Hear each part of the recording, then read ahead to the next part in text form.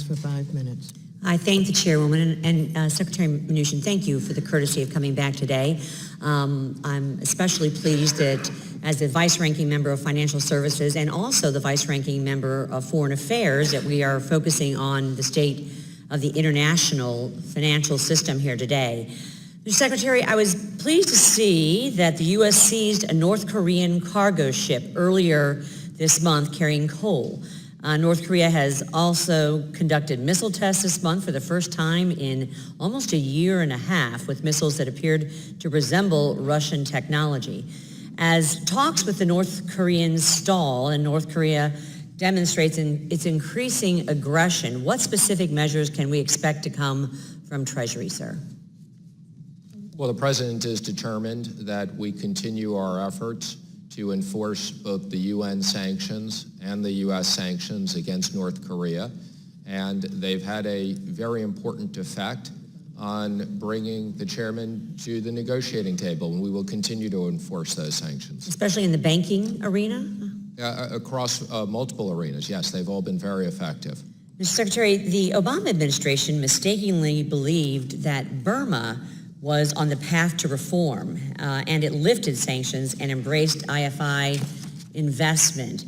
Given that Burma has continued to commit atrocities against ethnic groups across the country, do you think IFIs should continue engaging with Burma? And if so, how can they help prompt a more rights-respecting environment?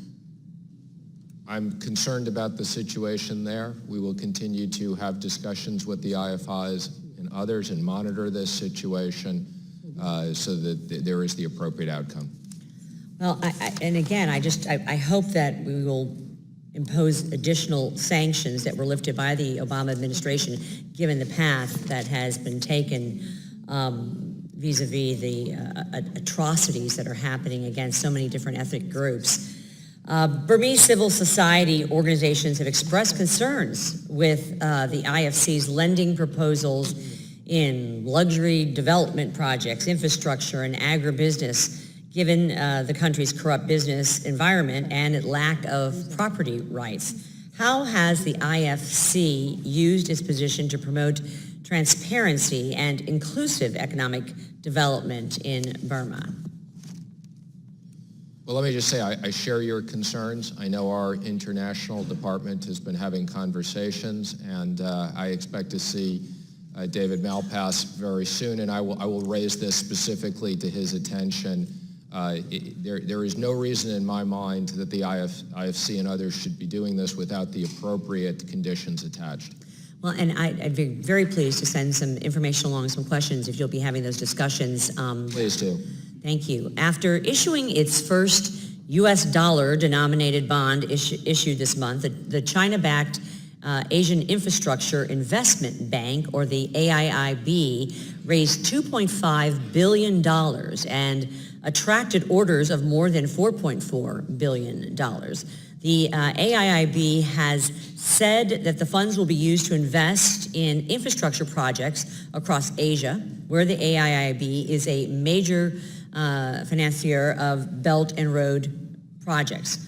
What are the World Bank, IMF, and Asian Development Bank doing to support the Belt and Road initiative?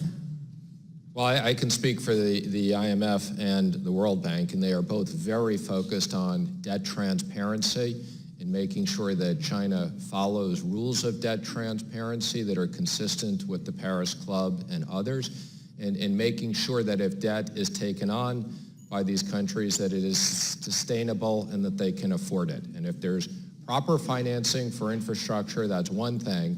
But if there's money that's designed to loan to own, that's inappropriate. And how is the U.S. ensuring that countries aren't becoming overly indebted to China or entering predatory contracts?